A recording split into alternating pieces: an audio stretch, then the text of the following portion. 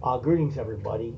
This video hopefully will explain, it's an application of Newton's second law, and it's specifically what are called inclined plane problems or inclined plane examples, where an object is accelerating, in this case down an incline, but in general an object could be accelerating up or down an incline.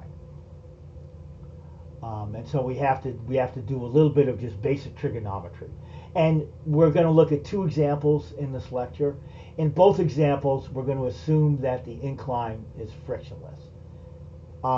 That doesn't have to be the case, but we're going to start off with the easier ones, i.e. no friction, and then go to the more complicated ones that involve friction. But for now, in both examples that we're going to look at, we're assuming that the inclines are frictionless. All right. So what happens is an inclined plane problem, the incline makes an angle of theta with the horizontal. Now in this case, I have this person on the incline. And in this case, when I draw this dotted arrow and put the acceleration symbol by it, what I'm saying is this is not a force. All I'm saying is that I'm telling you, hey, this person is accelerating down the incline. So he's accelerating down the incline.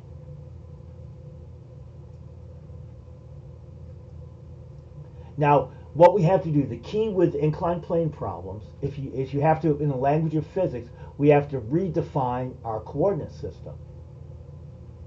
And we choose it such that the x-axis is parallel to the incline, and the y-axis is going to be perpendicular to the incline. As shown, that's what this figure right here means. Okay? So the x-axis is parallel to the incline, and the y-axis is perpendicular to the incline. X and y are always perpendicular to each other. Now, let's look at this person. Don't worry about the cosine and sines yet. We'll get to that. Remember, the incline is frictionless. We'll worry about friction later. So the only two forces acting on this person are his weight, which is always directed in the original negative y direction. So notice, again, we went through this in some previous lectures. mg is always drawn in the negative y direction, straight down. And when we say, we can maybe call it the original negative y direction. Now the other force acting on this person is a normal force. He's in contact with this incline. So he's in contact with the surface. So there's an Fn. It's the force of the incline pushing on the person. And notice clearly this green vector I've drawn representing Fn, it's clearly makes a 90-degree angle with the incline. All right, if you don't believe me, I'll pause it and show you. Let me pause. See, I've moved the Fn vector right here. You can clearly see that. I'll zoom in even. Clearly it makes an angle of 90 degrees with the incline. Now let me go ahead and put it back. All right. Okay, so the only two forces acting on this person are mg and Fn. Well, notice Fn, now remember, when we think inclined plane, we're thinking the new coordinate system. We're thinking this is x and y. Well, Fn is already in the y direction. What about mg? Well, we've got to resolve mg into its x and y components, meaning these guys right here, this new x and y. Now with inclined plane problems, there's some question about positive x and negative x. The general rule of thumb is an object's going to be moving either down the incline, as shown here, or up the incline. There are only two choices. It's going to be sliding down the incline or sliding up the incline. Well, whatever the direction the object's moving along the incline, we define that to be the positive x direction.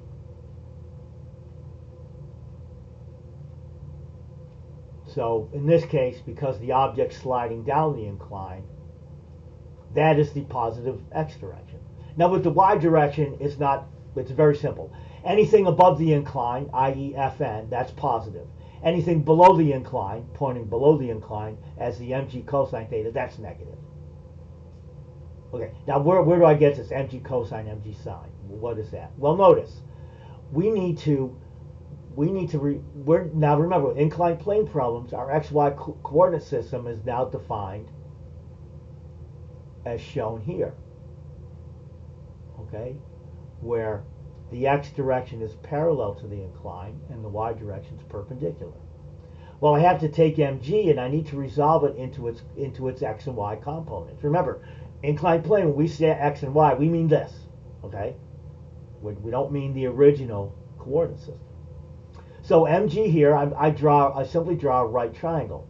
I'm going down, mg cosine theta, then I'm going down again, mg sine theta. Notice I've drawn a right triangle. This angle here I've called theta.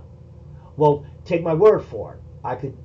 If the angle of the incline here is theta, this angle in here, in this right triangle, that angle is also theta. So opposite, and my hypotenuse is mg, so the opposite is mg sine theta.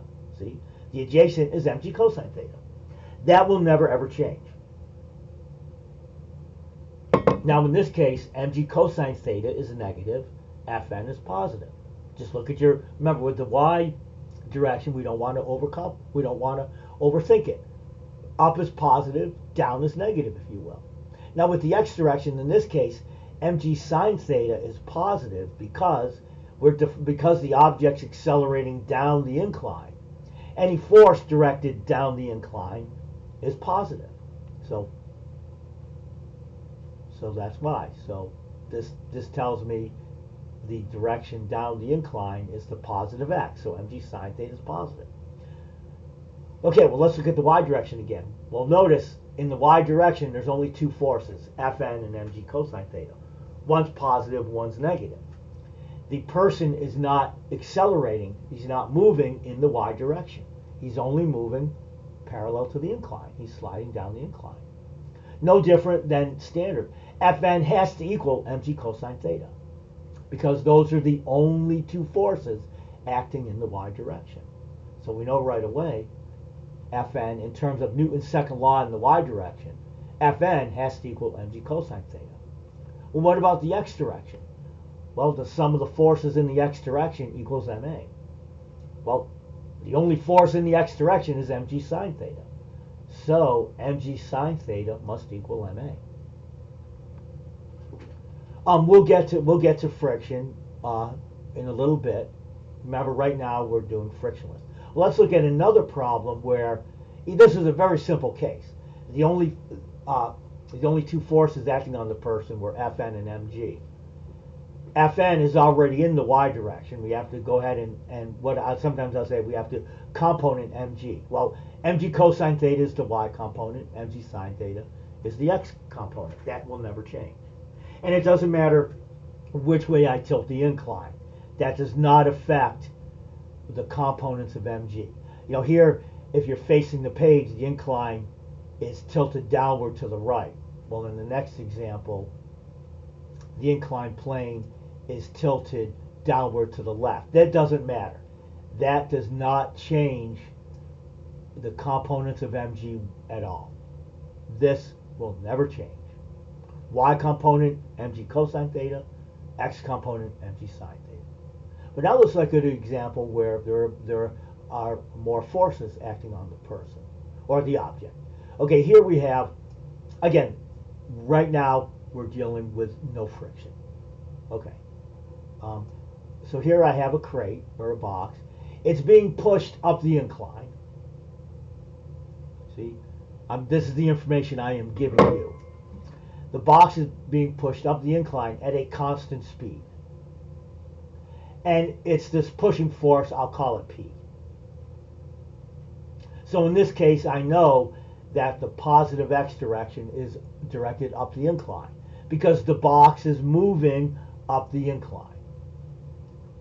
Okay, but it's being pushed, in this case, at a constant speed.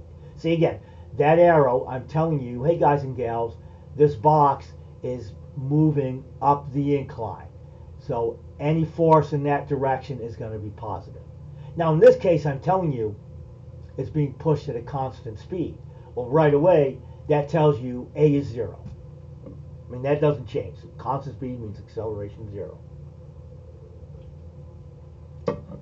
Now notice the pushing force is originally horizontal. That's my pushing force P. Okay, so now I have three forces acting on the box.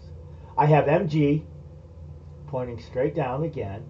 Again, box, this crate, this box, right there. It's in contact with the incline, so there's a normal force acting on the box. Again, that green vector I've drawn representing Fn, it's clearly perpendicular to the incline. But now there's also the horizontal pushing force. All right, so now, just as I resolve mg into, and again, let me just, the incline makes an angle of theta with the horizontal. So again, I know right away when I resolve mg into its components, there's mg in the original negative y direction. Again, y component, mg cosine theta, x component, mg sine theta. But notice, because of the tilt of the incline, notice that, but that, again, I can prove if this angle is theta, that angle is theta. Again, y component, mg cosine theta, x component, mg sine theta. But if now I'm resolving mg into its components, I need to do the same thing with the pushing force P, because there's this horizontal pushing force. And so, in other words, it's in the original x direction. mg is in the original y direction. But now remember, inclined plane, x and y are defined as shown here. X is parallel to the incline, y is perpendicular to the incline. So I have to get the components of P. I have to get the x and y components of P. But when I say x and y, inclined plane, I mean over here. I mean this. Well, again, geometrically, if this angle is theta, the angle here is theta, and this angle right here is theta. Now remember, a vector is simply telling you how to go from point A to point B. So for the pushing force P, I have to go, in the y command, I have to go down and then up, because I'm going from point A to point B. So going down and then up is equivalent to going straight along P. So this is P sine theta because it's opposite. This is P cosine theta. So now I have the components of mg, and again, this never changes. It doesn't matter which way I tilt the incline. In terms of mg, this is mg cosine theta, that one's mg sine theta. Now remember, here's where it gets a little bit, not tricky, but you just want to keep all your ducks in a row. Because the object is moving up the incline, that denotes the positive x. So in this case, P cosine theta is positive, because see, positive, positive. Mg sine theta in this case is negative. Okay, and again, so again in the x direction, P cosine theta is positive, because again, with the x direction for an incline, the direction of motion tells you what's positive x and what's negative x. So here, it's moving up the incline. That means P cosine theta is positive, mg sine theta is negative. Now with the y direction, Fn is positive, mg cosine theta is negative. Well, P sine theta is negative. But just look, Fn positive, P sine theta and mg cosine theta, they're both pointing in the negative y. So again, P sine theta negative, mg cosine theta negative, Fn positive. All right. So and again, remember, the constant speed means that acceleration is zero. So again, right away, I know when I apply Newton's second law, P cosine theta has to equal mg sine theta. Why, Dr. Gomez? Well, what are the only two forces in the x direction? P cosine theta and mg sine theta. Remember, A is zero because the speed is constant. So these two forces, I'm looking at the x, not the y. So P cosine theta has to equal mg sine theta. Now in the y direction, Fn better equal P sine theta plus mg cosine theta. All the positives must equal the negatives because A is zero. So Fn must equal P sine theta plus mg cosine theta. See? Fn has to equal Because again, A is 0, so the sum of the forces has to add up to 0. In other words, all the positives must equal the negatives. So Fn must equal P sine theta plus mg cosine theta.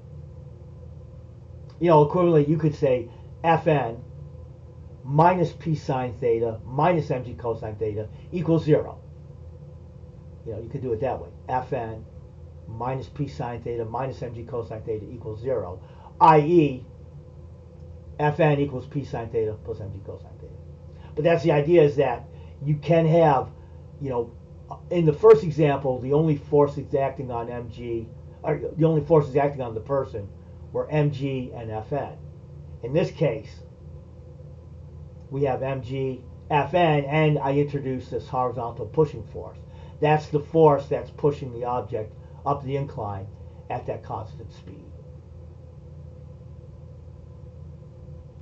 And I'll go ahead and save this video and post it.